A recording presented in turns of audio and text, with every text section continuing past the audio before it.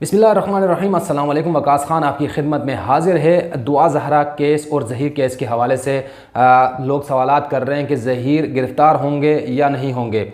ये तो वक्त ही बताएगा कि ज़हीर की जो किस्मत है उनमें उसमें क्या लिखा हुआ है। लेकिन मैं कुछ अपने तजुर्बात से जो गुज़िश्ता 10 साल से कोर्ट रिपोर्टिंग कर रहा हूँ उसमें जो देखा वो आपके सामने रखूँगा, शेयर करूँगा।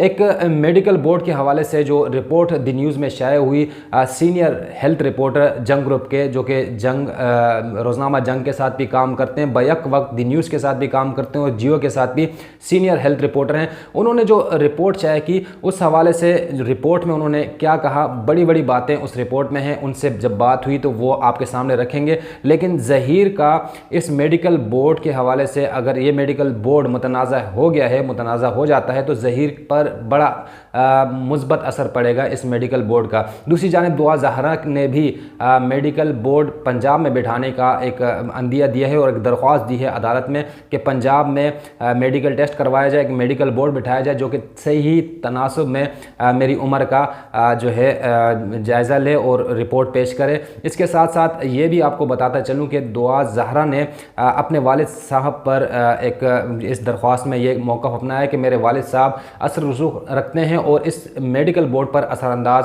हो सकते हैं या हो चुके हैं।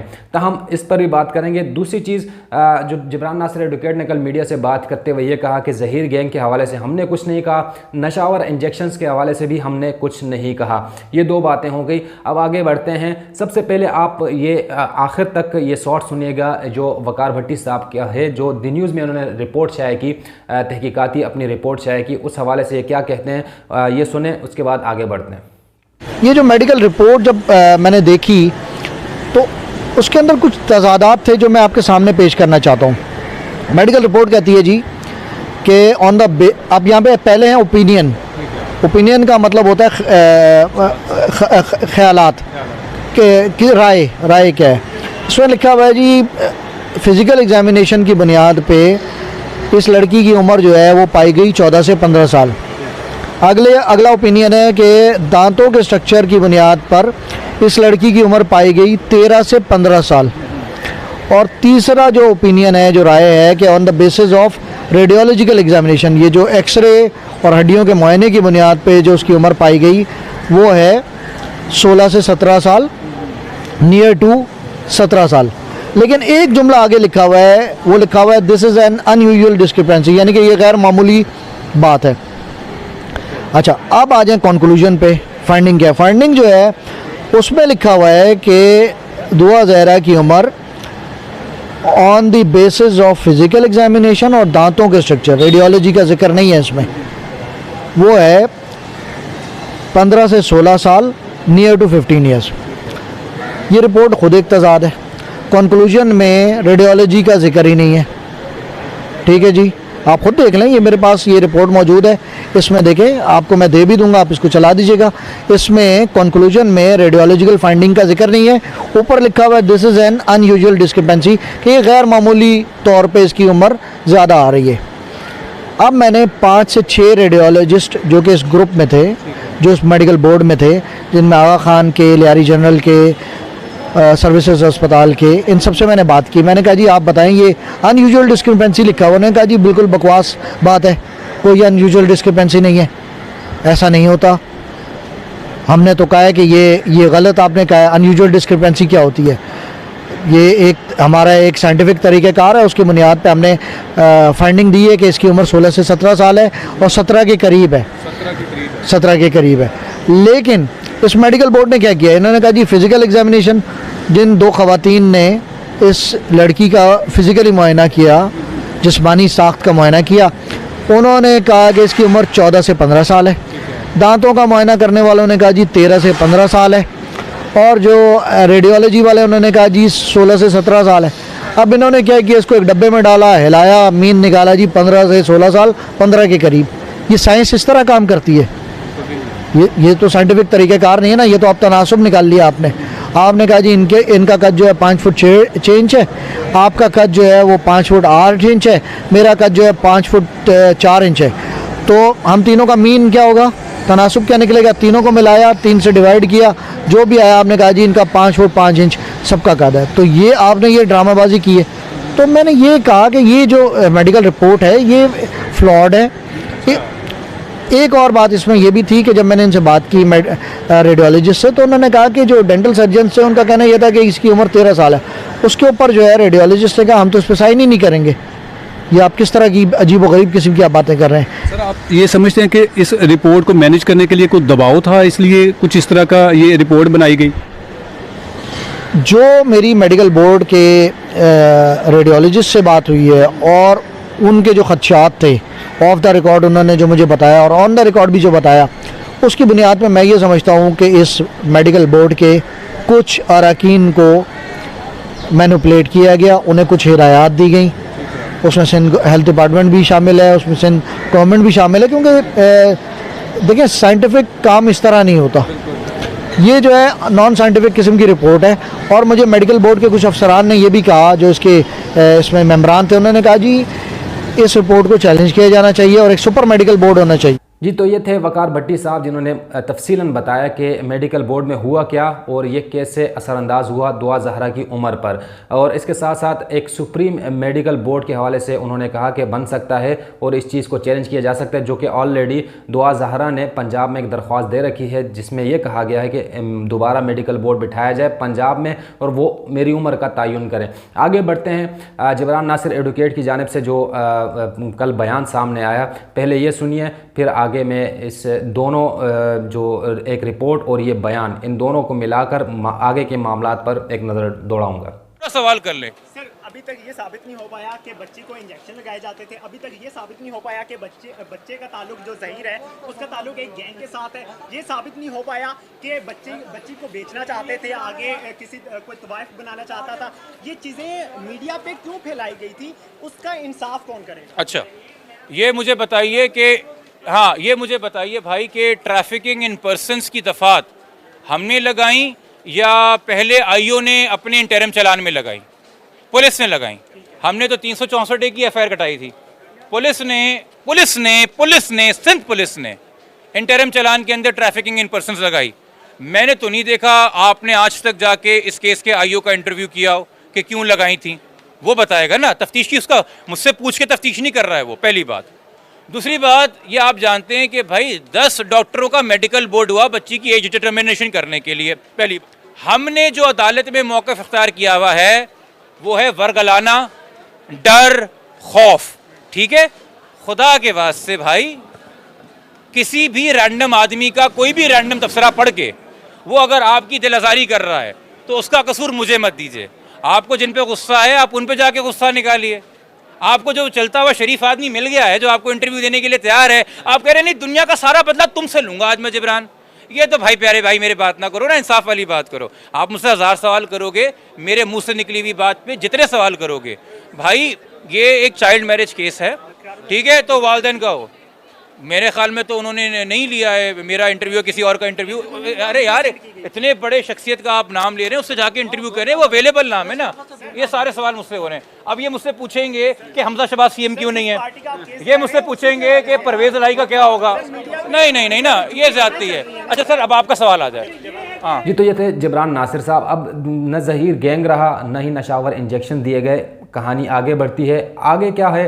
आगे यह है कि ज़हीर अगर गिरफ़्तार होता है तो किन बुनियादों पे हो सकता है, उस पर रोशनी डालूंगा मैं थोड़ी सी। ज़हीर गिरफ़्तार अगर हो सकता है, सबसे पहला जो उसका यानी पहली चीज़ आएगी वो ये आएगी कि दुआ ज़हरा ने पुलिस को क्या बयान दिया है।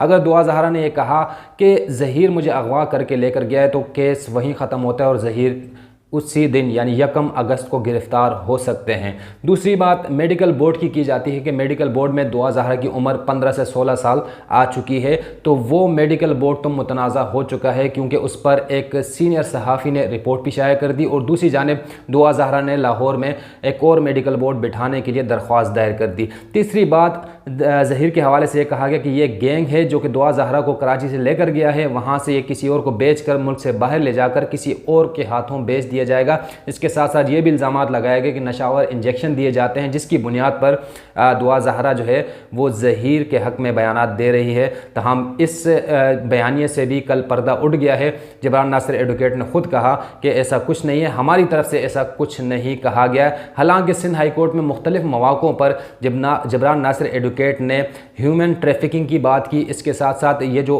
गैंग के हवाले से जो बात है ये भी की गई है और मुख्तलिफ बातें की गई। लेकिन कल जबरान नासिर एडवोकेट ने इस बात से इनकार कर दिया कि हमारी तरफ से ऐसा कोई मुद्दा सामने नहीं आया, ऐसा कोई मौक़िफ़ सामने नहीं आया।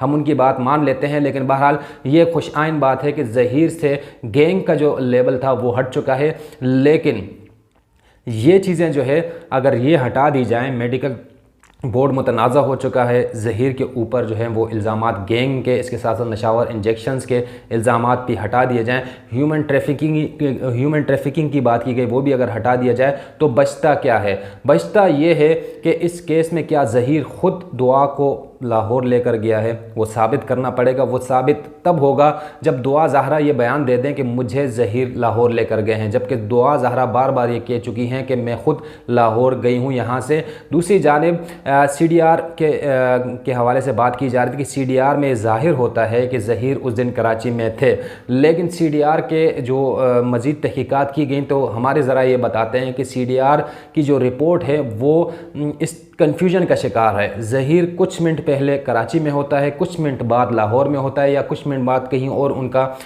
जो लोकेशन है वो बताई जा रही है। तो CDR रिपोर्ट भी कन्फ्यूजन का शिकार है और उसके हवाले से भी कुछ नहीं निकल पा रहा। अब 1 अगस्त को क्या होने जा रहा है? 1 अगस्त को पुलिस चालान पेश करेगी। चालान में पुलिस अपनी तहकीकात के मुताबिक मुल्ज़िमान को नामज़द करेगी कि ये मुल्ज़िम हैं, ये हमारे पास गिरफ़्तार हैं, ये अदम गिरफ़्तार हैं, ये लोग ज़मानत पर हैं।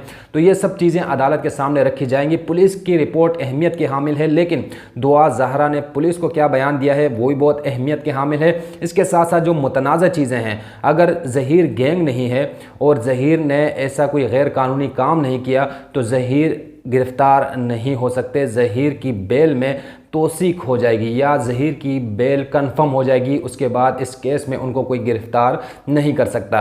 दूसरी जानिब दुआ की बात करते हैं। दुआ के बयान मुसलसल ज़हीर के हक़ में आ रहे हैं, जो कि ज़हीर के लिए खुशआइन है। दुआ ज़हीर के साथ रहना चाहती हैं। कटहरे में खड़े होकर जब जज साहब ने पूछा उनसे कि आप बताएं अपनी वालदा और वालदेन से मिलना चाहती हैं, तो दुआ ज़हरा ने अपनी ज़ारो कतार रोती हुई माँ को देखा और इनकार किया कि मुझे अपने माँ बाप से नहीं मिलना। तो ये सारे मामलात हैं।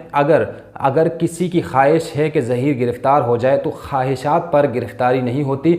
आज जैसे हलीम आदिल शेख को अदालत ने पेश किया गया, सबूत नहीं थे, अदालत ने हलीम आदिल शेख के ख़िलाफ़ मुकदमा ख़ारिज कर दिया।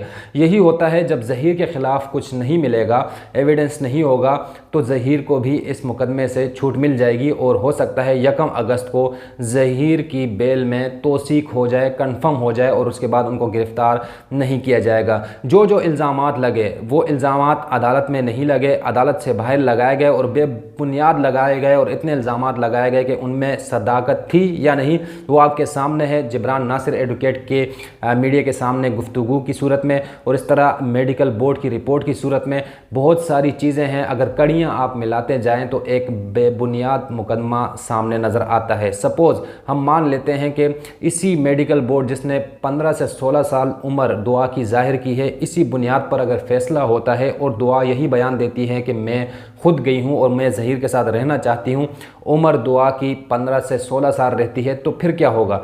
फिर ये होगा कि दुआ ज़हरा को भेजा जाएगा शेल्टर होम, क्योंकि दुआ ज़हरा अब भी ये कहती हैं कि मुझे माँ बाप के साथ नहीं रहना।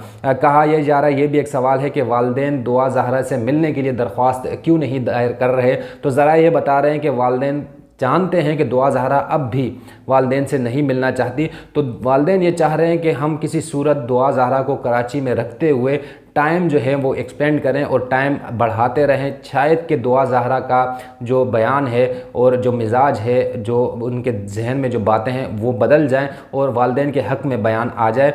ये भी एक टैक्टिक्स हैं, एक इनकी जानिब से एक चाल है जो कि चली जा रही है कि दुआ ज़हरा को आराम से रहने दिया जाए और दीगर मामलात पर गौर किया जाए। ताहम अभी तक दरख्वास्त नहीं दायर की गई किसी की जानिब से कि हमें मुलाकात करनी है या नहीं करनी। दरख्वास्त क्यों दायर की जाएगी? दरख्वास्त इसलिए दायर की जाएगी कि अदालत ने हुक्म दिया है कि जब तक अदालत इजाज़त नहीं देगी तो कोई भी दुआ ज़हरा से नहीं मिल सकता।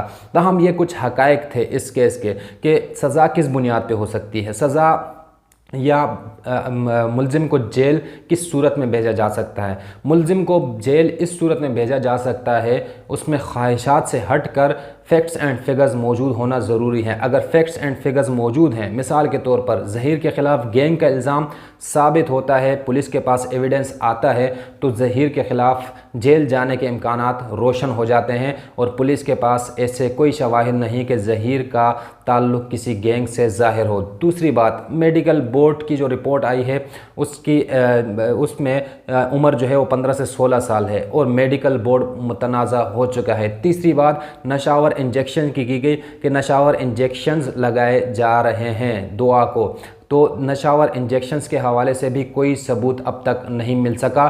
चौथी बात कि दुआ ज़हरा को मुल्क से बाहर ले जाकर फ़रोख्त किया जाएगा, इस हवाले से भी कोई सबूत नहीं मिल सके। अब जब शवाहिद नहीं मिलते और बयान जो लड़की गई है यहाँ से या उसको ले जाया गया है उसके बयान पर अब डिपेंड किया जाएगा। बयान अगर ज़हीर के हक़ में आता है या ज़हीर के मुखालिफ आता है तो ये बयान बहुत मायने रखता है, जिस पर ज़हीर की बेल में तोसीक भी हो सकती है और ज़हीर की बेल रिजेक्ट भी हो सकती है। ताहम हमारे ज़रा ये बता रहे हैं कि पुलिस के पास ज़हीर के हवाले से कोई ऐसे शवाहिद नहीं मौजूद कि ज़हीर की बेल रिजेक्ट की जाए। ताहम जो प्रोपेगेंडा सोशल मीडिया पे या यूट्यूबर्स कर रहे हैं उस हवाले से भी अदालत के सामने अब तक कोई तहकीक, कोई भी सबूत, कुछ भी अभी तक अदालत के सामने नहीं रखा जा सकता जिस बुनियाद पर ज़हीर को जो है गिरफ़्तार किया जाए या जेल भेजा जाए। ताहम ये सारी सूरत हाल हैं। दो क्लिप्स आपने सुनी, एक वकार भट्टी साहब की, एक जिब्रान नासिर साहब की। आपने इन क्लिप्स को सुना, आपने तमाम जो अगर किसी की ज़मानत रिजेक्ट होती है उस हवाले से हमारे तजुर्बात के मुताबिक जो हकीकत है वो आपके सामने हमने रखी।